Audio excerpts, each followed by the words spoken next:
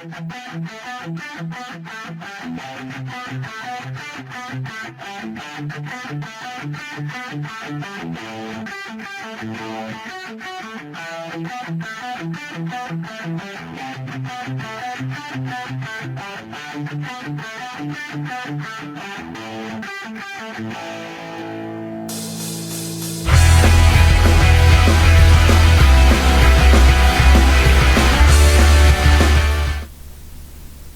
special election and a potential major change. Thanks for joining us. I'm Jensen McKee, and this is ENN Now. And I'm Shaylee Reed. This week's special election will determine the future of marijuana access in Oklahoma. For details, we go to ENN's Renee Collins. Oklahomans vote this week on whether or not recreational marijuana should be legal in the state. Back in 2018, voters approved medical marijuana. According to the Associated Press, about 10% of Oklahomans have a medical marijuana license. If approved, recreational marijuana sales would include an extra 15% tax over the regular sales tax. Revenue from this tax would go to fund local cities, public schools, and substance abuse treatment programs. Many Republicans, law enforcement, and clergy are opposed to recreational marijuana. The vote requires a simple majority to pass. The end of pandemic-era funding could be a big hit to families in need in Oklahoma. For details, here's ENN's Banning Lutzenberger. There are significant cuts coming to the SNAP, or Supplemental Nutrition Assistance Program, this month. According to the Tulsa World, all Oklahoma SNAP recipients will see a decrease in their benefits after the end of the federal emergency allotments tied to COVID-19. SNAP will receive $50 million less in funding to distribute each month. According to the Oklahoma Department of Human Services, roughly 1 in 5 Oklahomans qualify for SNAP benefits. Police in Tulsa are investigating the death of a man found on Sunday in Riverside. ENN's Jada Childress is in Tulsa with details. On Thursday evening, a body was found at 56 in Riverside in Tulsa. The victim was identified as Andrew Ferris. Tulsa police say that Ferris was digging for copper wire when the tunnel he was digging in collapsed on him. His girlfriend reported him missing when she didn't hear from him for a few days. Police say that the tunnel wasn't supported and collapsed on Ferris, killing him. Excavators dug for 3 hours, finding his body. A workplace shooting in Oklahoma City ends with both a victim and a suspect dead. For details, here's ENN's Alyssa Carter. Thanks, Jensen. According to the police, an employee at the Hobby Lobby Distribution Center shot and killed his manager last Wednesday. Oklahoma City Police says the shooting happened at the company's headquarters. Hobby Lobby is a home decoration, arts, and crafts store. It has millions of square feet of manufacturing and distribution space. Investigators say that a work-related argument between Dominique Thompson and his supervisor happened on Wednesday and was the cause of the shooting. Police say Thompson went to his car and got a gun and shot his supervisor, 69-year-old Douglas Smith.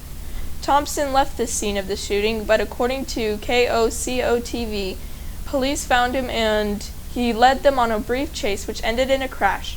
And investigators say that Thompson died at the scene. Lawmakers may have reached an agreement on big education plans. According to the Oklahoman, the traditional school voucher bill that started in the Senate is expected to die in favor of the plan proposed by the House of Representatives. House Bill 1935 would offer parents a $5,000 refundable tax credit for every child enrolled in a private school and $2,500 tax credit for every child that is homeschooled. House Bill 2775 would pour an additional $500 million into Oklahoma public schools, with every teacher getting a $2,500 pay increase. It would also include funding for classrooms, staff raises, and additional grants for districts with underfunded facilities. Attorney General Drummond has withdrawn an opinion filed by the man he replaced. The AG announced he doesn't believe the law supports the opinion written by former Attorney General John O'Connor, which have opened the door to state-funded religious charter schools. Drummond said the opinion misused the concept of religious liberty to justify state-funded religion. State law specifically prohibits using state funds for religious schools. The Catholic Archdiocese has a pending request to open a charter school with the Oklahoma statewide virtual charter school board. The governor issued a response to Drummond's decision, saying he fully supports religious charter schools. The issue will now likely be decided in Oklahoma courts. We're in March and college basketball teams are marching towards championship tournaments, which means big games are even bigger. Here's ENN's Jonathan Sten with a preview of this week's Bedlam match. Oklahoma State and Oklahoma renew the Bedlam rivalry this Wednesday in the first round of the Big 12 tournament. Both teams left the season off on a high note as Oklahoma State beat Texas Tech in Lubbock and Oklahoma beat TCU in Norman. In the regular season, the teams faced each other twice, which ended in Oklahoma State sweeping OU. OU now has a chance to earn redemption, and OSU has a chance to make a claim for their right to play in the NCAA men's tournament. Native American students at EPIC took a beading workshop this week to learn more about their cultural heritage. Journey Isaac in our Tulsa Bureau shows us the bead creations the students made. Elementary students made brightly colored beaded medallions from pony beads. They could be worn as necklaces or earrings. Jessica Thompson with Native American Students Program said no matter how old students are, learning new skills helps pass on cultural knowledge. And sometimes it's hard because people they don't know about their heritage, and so we're trying to bring cultural awareness and cultural advocacy to them and to EPIC students. Native Americans program at EPIC has more events planned this spring, including graduation cap beading workshops or singers. There are several other cultural experiences for EPIC students this week. ENN's Carly Smith in Tulsa joins us with the upcoming EPIC field trips.